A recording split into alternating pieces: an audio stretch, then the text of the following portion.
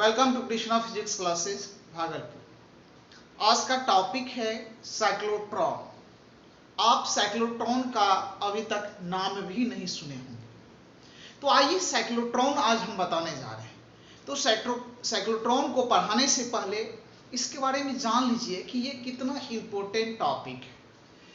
Cyclotron Bihar board के exam में यदि हम बात करें 10 साल का, तो 10 साल में कम से कम 4 से 5 बार ऐसा हुआ होगा जो कि साइक्लोट्रॉन पूछा है। तो रेशियो जो हम बात करें तो एक साल छोड़ करके एक साल साइक्लोट्रॉन को पूछने का रेशियो है। तो हम कह सकते हैं कि साइक्लोट्रॉन टॉपिक जो है 12 के एग्जाम के व्यू से, बोर्ड एग्जाम के व्यू से बहुत ही इम्पोर्टेंट है। तो आप इसको अच्छे से आप यदि पढ़ते हैं तो आपका 5 मार्क्स यानी 5 मार्क्स का ये साइक्लोट्रॉन पूछा जाता है, तो आपके लिए ज़्यादा बेटर रहेगा और आपके पास 5 नंबर के लिए आप कंफर्म रहेंगे। तो आइए यहाँ पे हम लगा देते हैं इसमें BM यानी बोर्ड मॉडल, और ये है आपका 5 मार्क्स। ये 5 मार्क्स के लिए और बहुत इम्पोर्टेंट भी है। तो इम्पोर्टेंट है तो आपको अच्छे से इस टॉपिक को समझना चाहिए। तो आइए हम समझा रहे हैं इसको, आप समझने का कोशिश कीजिए। साइक्लोट्रॉन, हिंदी में भी साइक्लोट्रॉन को साइक्लोट्रॉन ही कहते हैं, लेकिन आप जब बोर्ड पे देख रहे होंगे तो यहाँ पे लिखा हुआ है त्वरण बढ़ाने वाला। ये त्वरण बढ़ाने वाला लिखा हुआ नहीं आएगा। साइक्लोट्रॉन को हिंदी में साइक्लोट्रॉन ही लिखा आएगा और इंग्लिश में भी साइक्लोट्रॉन ही लिखा हुआ रहेगा। तो यहाँ पे त्वरण बढ़ाने वाला हम काहे लिख दिए? तो त्वरण बढ़ाने वाला इसलिए लिखे हैं क्योंकि साइक्लोट्रॉन का यूज क्या होता है कि चार्ज पार्टिकल को ये एक्सलेट करने का काम करता है। यानी एक्सलेट करने का मतलब ये इसके चार्ज पार्टिकल को घुमाने का कार्य करता है। ये किस तरह से वर्क करता है, किस तरह से चार्ज पार्टिकल को ये घुमाता है, इस चीज को आइए हम लोग अब समझते हैं। तो ध्यान दीजिएगा। तो इसके लिए हम लोग क्या करते हैं, अभी रफली हम समझा रहे हैं, और जब डेफिनेशन लिखेंगे सारा कुछ तो एक बार हम डायग्राम बना के सारा कुछ लिख देंगे ताकि समय की बचत हो। तो इसलिए हम पहले इस चीज को डायग्राम को समझा देते हैं, फिर हम साइड में डायग्राम बनाएंगे, तो आप वहां से आप बनाइएगा।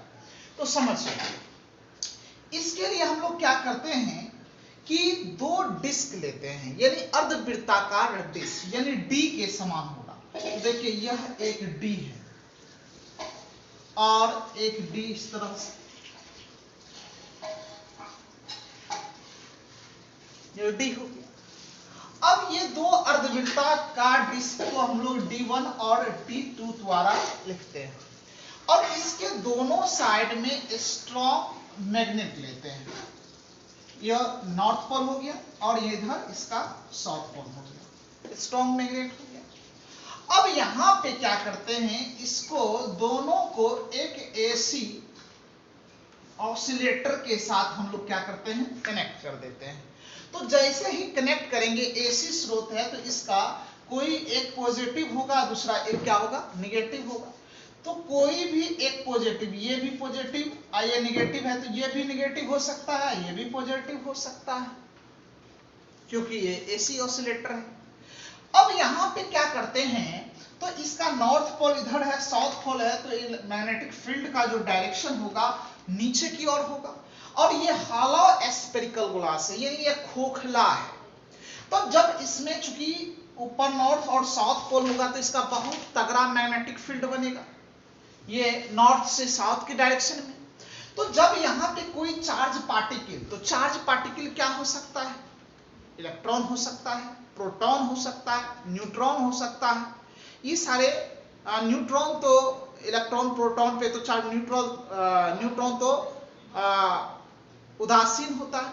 तो प्रोटॉन और इलेक्ट्रॉन की बात करें तो ये चार्ज पार्टिकल है, और जैसे ही इस चार्ज पार्टिकल में देंगे तो चार्ज पार्टिकल जैसे ही यहाँ पे मान लीजिए एक प्रोटॉन आया तो इसका एक गति हो जाता है, ये सर्कुलर मोशन में ये क्या होने लगता है, घूमने लगता है, और ये घूमते घूमते ये क्या कर जाता है, ये बाहर की ओर फेंका जाता है। तो ये इसलिए होता है कि आप जो देख रहे हैं कि ये जो घूम रहा है ये कौन सा मोशन है, सर्कुलर मोशन है। अब सर्कुलर मोशन में जो उसका स्पीड जो है उसके रेडियस पे डिपेंड करता है। तो जैसे जैसे हम लोग रेडियस को बढ़ाएंगे तो उसका वेलोसिटी वैसे वैसे क्या होने लगेगा, बढ़ते चला जाएगा। तो जैसे जैसे ये इसका रेडियस बढ़ते जाएगा तो वेलोसिटी बढ़ते जाएगा। तेज वेलोसिटी की वजह से ये क्या हो जाता है, इससे बाहर हो जाता है डिस्क से, और ये टारगेट में जाकर के जहां पे जाना था वहां पे ये पहुंच जाता है। तो आपने अभी देखा कि ये चार्ज पार्टिकल को ये क्या कर रहा है, एक्सेलरेट कर रहा है। तो ये साइक्लोट्रॉन भी क्या होता है, यह एक प्रकार का डिवाइस है, यह एक प्रकार का युक्ति है जो चार्ज पार्टिकल को क्या करता है, एक्सेलरेट करने का क्या करता है, काम करता है। उसी को हम लोग क्या करते हैं बाबू, साइक्लोट्रॉन कहते हैं।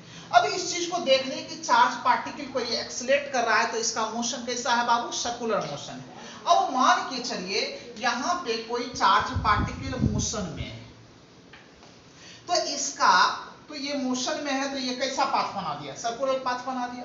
तो मान लो यहां से ये सर्कुलर पाथ बना रहा है, इस तरह से घूम रहा है, तो ये चार्ज पार्टिकल है, तो इस चार्ज पार्टिकल का कुछ ना कुछ तो रेडियस होगा, और यह जैसे ही घूमेगा तो इसका कुछ ना कुछ क्या होगा, वेलोसिटी होगा। अब जब घूमेगा तो एक चक्कर लगाएगा तो उसका कुछ ना कुछ क्या होगा, टाइम पीरियड होगा, और कुछ ना कुछ आधा चक्कर लगाएगा तो उसका हाफ टाइम पीरियड भी कुछ ना कुछ होगा। अब टाइम पीरियड है तो इसका फ्रीक्वेंसी भी 1 क्या हो जाता है, टाइम पीरियड हो जाता है, फ्रीक्वेंसी भी होगा। तो जब साइक्लोट्रॉन पूछे तो आपको क्या क्या चीजें सर्कुलर मोशन में आपको निकालना पड़ जाएगा, आपको निकालना पड़ जाएगा रेडियस, इसका वेलोसिटी, उसका टाइम पीरियड, हाफ डिस्क का हाफ टाइम पीरियड, उसका फ्रीक्वेंसी निकालना पड़ जाएगा। इतना सारा चीज निकालिएगा तो आपको 5 मार्क्स मिलेगा, समझ जाइए। तो यहाँ पे जैसे ये घूमेगा तो यहाँ पे दो तरह का फोर्स प्रोड्यूस होगा, एक तो आपका मैग्नेटिक फोर्स प्रोड्यूस होगा, और एक चूंकि सर्कुलर मोशन है यहाँ पे एक सेंट्रीफ्यूगल फोर्स भी प्रोड्यूस होगा। तो मान लीजिए यहाँ पे ये रेडियस है और यहाँ पे ये वेलोसिटी है, इसके बीच का ये एंगल कितना बन जाएगा, देखिए 90 डिग्री। तो रेडियस और वेलोसिटी के साथ हमेशा ये 90 डिग्री का ये एंगल बनाएगा। तो यहाँ पे साइक्लोट्रॉन सबसे पहले पूछेगा साइक्लोट्रॉन क्या है, इसके क्रिया विधि को, प्रिंसिपल को लिखें तो आपको सबसे पहले साइक्लोट्रॉन लिखना है, और उसके बाद क्या निकालना पड़ेगा, इसका रेडियस निकालना पड़ेगा, वेलोसिटी निकालना पड़ेगा, टाइम पीरियड निकालना पड़ेगा, और फ्रीक्वेंसी निकालना पड़ेगा।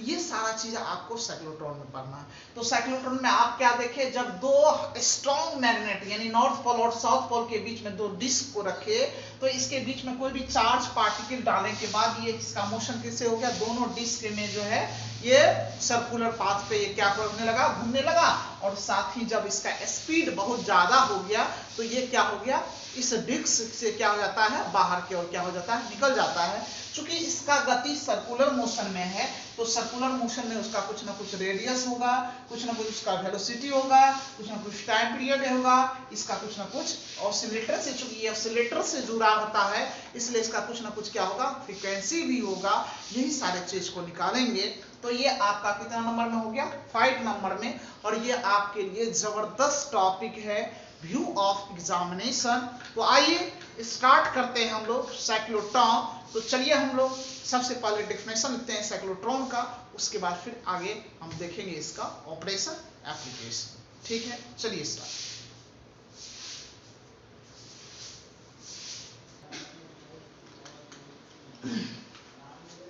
आइए देखिए बोर्ड पे लिखे हुए हैं साइक्लोट्रॉन का डेफिनेशन, वर्किंग डायग्राम। आइए ध्यान दीजिए, साइक्लोट्रॉन क्या है, the device in which positive charge particle is accelerated then it is called, क्या बोलेंगे बाबू, साइक्लोट्रॉन बोलेंगे। हिंदी में क्या बोलेंगे, वह युक्ति जो धन आवेशित कण को त्वरित करता है उसे साइक्लोट्रॉन कहते हैं। अब साइक्लोट्रॉन का इससे पहले भी हम जब बता रहे थे तो सारा कुछ समझाए थे, उसी डायग्राम को यहाँ बनाए। देखिए high magnetic formula, high powerful magnet लिए हैं, स्ट्रॉन्ग मैग्नेट लिए हैं, जिसका नॉर्थ पोल और साउथ पोल एक दूसरे के अपोजिट डायरेक्शन में है, और इसके बीच में दो डिस्क है, यानी डी का आकार का है, ये गोल आपको बनाना है ताकि आपको डी के आकार का, ये हम बनाए हाथ से तो ये पूरा गोल नहीं बना है, ये एक डिस्क है यानी गोलाकार है, डी के समान है। और देखिए यहाँ पे हाई वोल्टेज जो है ऑसिलेटर होता है, लगा होता है यहाँ पे, जो कि एसी स्रोत द्वारा कनेक्ट होता है।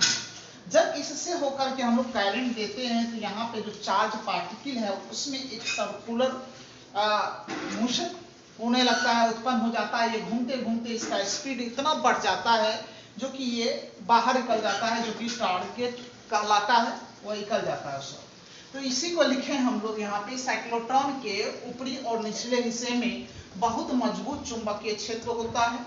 जब दो अर्धवृत्ताकार चकती को आपस में सटाकर कुछ दूरी पर रखा जाता है, मतलब अर्धवृत्ताकार चक्री को सटा करके कुछ दूरी, यानी ये दोनों के बीच का गैप बहुत छोटा होगा, एक बाल से भी छोटा, इतना सेमीकंडक्टर की तरह आपस में सटाकर कुछ दूरी पे रखा जाता है।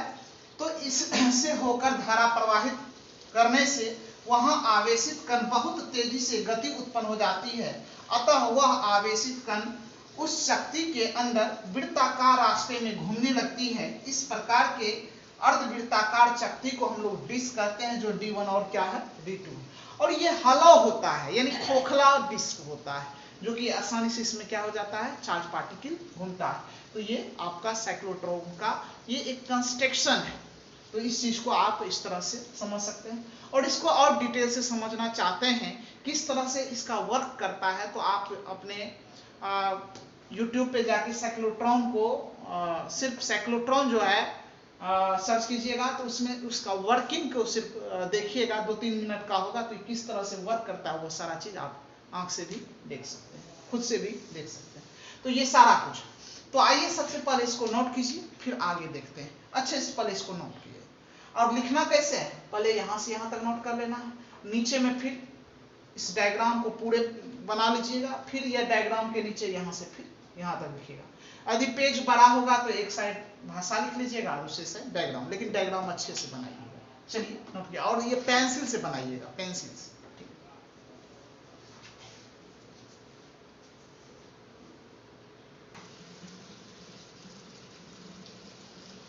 चलिए जहां तक लिखे थे उसके आगे और भी कुछ भाषा लिखना है। क्या लिखना है आइए समझिए। आगे उसी में भाषा लिखना है, पैराग्राफ चेंज कर करके। स्ट्रॉन्ग मैग्नेटिक फील्ड के कारण धन आवेशित कण तेजी से दोनों डिस्क के अंदर घूमने लगती है, जिसकी गति क्या होती है, वृत्ताकार। मतलब ये दोनों डिस्क के अंदर क्या होने लगता है, घूमने लगता है, जिसकी गति क्या होती है, वृत्ताकार होती है।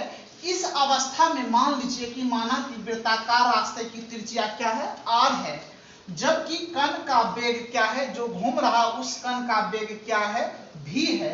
जहां चुंबकीय क्षेत्र का मान हम लोग क्या ले लेते हैं, b, और उसका वेग क्या है, ये q है, q लिख लीजिए, q है, और जिसका द्रव्यमान क्या है, m है। समझिए यहाँ पे जो चार्ज पार्टिकल घूम रहा है, तो चार्ज पार्टिकल का कुछ ना कुछ तो रेडियस होगा वृत्ताकार रास्ते का, और कुछ ना कुछ उसका घूम रहा है तो कुछ ना कुछ उसका वेलोसिटी होगा। अब जो घूम रहा है उस पे कुछ ना कुछ तो चार्ज पार्टिकल है, तो कुछ ना कुछ तो आवेश होगा, और उस आवेश का कुछ ना कुछ क्या होगा, द्रव्यमान होगा। तो इस कंडीशन में हम क्या बताए थे, इसका वेलोसिटी क्या होगा, रेडियस क्या होगा, आपका मैग्नेटिक फील्ड क्या होगा, ये सारा कुछ आप आसानी से निकाल सकते हैं। साथ ही इसका टाइम पीरियड भी निकाल सकते हैं, कितना समय लगेगा घूमने में। यही सभी चीज को अब हम आगे निकालने जा रहे हैं। अब खुद सोचिए, जब ये सर्कुलर मोशन में घूमेगा तो सेंटर की और एक फोर्स काम करता है, जिसको हम लोग क्या कहते हैं, सेंट्रीफ्यूगल फोर्स, यानी अभिकेंद्रीय बल। जो बल, आइए ध्यान दीजिएगा, यहाँ पे सेंट्रीफ्यूगल फोर्स उत्पन्न हुआ चूंकि सर्कुलर मोशन के कारण, और यहाँ पे एक मैग्नेटिक फोर्स भी उत्पन्न होता है, जो कि मैग्नेटिक फील्ड की वजह से। अब दोनों का मान आपस में क्या हो जाता है, बराबर हो जाता है। तो देखिए क्या, तो बात करें सेंट्रीफ्यूगल फोर्स के लिए, तो सेंट्रीफ्यूगल फोर्स बराबर क्या हो जाएगा, mv²/r। अब बात करें यहाँ पे मैग्नेटिक फोर्स के लिए, तो Fm बराबर क्या हो जाएगा, bq हो जाएगा। अब यहाँ पे दोनों के LHS में फोर्स है, तो फ्रॉम इक्वेशन और फर्स्ट और सेकेंड से, तो यहाँ पे बी क्यू भी और यहाँ पे क्या हो जाएगा एम भी स्क्वायर बटे क्या हो जाएगा आर। अब आइए आगे बात करें। Now the time taken by charge particle in half cycle, यानी आधी चक्र में लगा समय। तो समय बराबर क्या होता है दूरी बटे स्पीड, यानी दूरी बटे चाल होता है। अब पूरा दूरी इसका एक साइकिल पूरा करेगा तो पूरा परिधि क्या हो जाएगा 2 पाई आर, लेकिन आपको आधा निकालना है इसलिए हम 2 से क्या कर दिए भाग दे दिए और यहाँ पे इसका वेलोसिटी को हम लोग क्या लिख दिए v लिख दिए। अब देखिए तो यहाँ पे 2 पाई आर यानी 2 पाई आर जो है ये 2 से 2 कट जाएगा तो क्या बचेगा पाई आर, और वेलोसिटी बराबर अभी जस्ट पढ़े हैं पीछे बी क्यू आर बटे एम पढ़े हैं। तो यहाँ से ये हो गया, तो ये आर से आर कट जाएगा, ये देखिए ये आर से आर कट जाएगा, तो ये एम कहाँ चला जाएगा ऊपर, तो क्या हो जाएगा पाई एम बटे बी क्यू। तो यहाँ से आपको क्या निकलेगा हाफ टाइम पीरियड। तो ये आधा टाइम जो आधा चक्र पूरा करने में ये समय लगता है, तो फुल टाइम पीरियड कितना हो जाएगा पूरा चक्र में। तो इसको टोटल के लिए t बराबर 2 इंटू स्मॉल टी कर देंगे, यानी 2 से गुना कर देंगे हाफ चक्र में, तो फुल टाइम पीरियड निकल जाएगा। तो क्या हो जाएगा यहाँ पे पाई एम बटे बी क्यू है, यहाँ तो क्या हो जाएगा 2 पाई एम बटे क्या हो जाएगा बी क्यू। तो यहाँ से आपको फुल टाइम पीरियड पता चल जाएगा। अब बात करें यहीं से फ्रीक्वेंसी का, तो फ्रीक्वेंसी के लिए टाइम पीरियड बराबर होता है 1 बटे फ्रीक्वेंसी यानी आवृत्ति। तो यहाँ पे फ्रीक्वेंसी को हम लोग n से लिखेंगे, ईटा भी इसको कहते हैं। तो यहाँ पे ईटा इक्वल टू क्या हो जाएगा यानी फ्रीक्वेंसी इक्वल टू 1 बटे टाइम पीरियड, और टाइम पीरियड आपको पता है यहाँ से टाइम पीरियड क्या है, तो 1 बटे क्या हो जाएगा 2 पाई एम बटे बी क्यू हो जाएगा, और ये बी क्यू कहाँ चला जाएगा ऊपर चला जाएगा। तो यहाँ पे फ्रीक्वेंसी के लिए क्या आ जाएगा बी क्यू बटे 2 पाई एम, तो यहाँ से आपको फ्रीक्वेंसी निकल जाएगा। तो इस थ्योरी में आपने क्या क्या निकाला, वेलोसिटी निकाला याद रखिएगा, टाइम पीरियड निकाले half time period, full time period, frequency, ये सभी चीज को निकालना है। जितना हम बताए हैं ये सभी चीज को आप यदि लिखते हैं तब 5 मार्क्स मिलेगा, अन्यथा नहीं मिलेगा। तो आप इस वीडियो को बार बार देख करके इस थ्योरी को क्या कर लीजिएगा कंप्लीट कर लीजिएगा। तो आज के लिए इतना ही, फिर हम लोग मिलते हैं नेक्स्ट टॉपिक के साथ। Thank you for watching my video.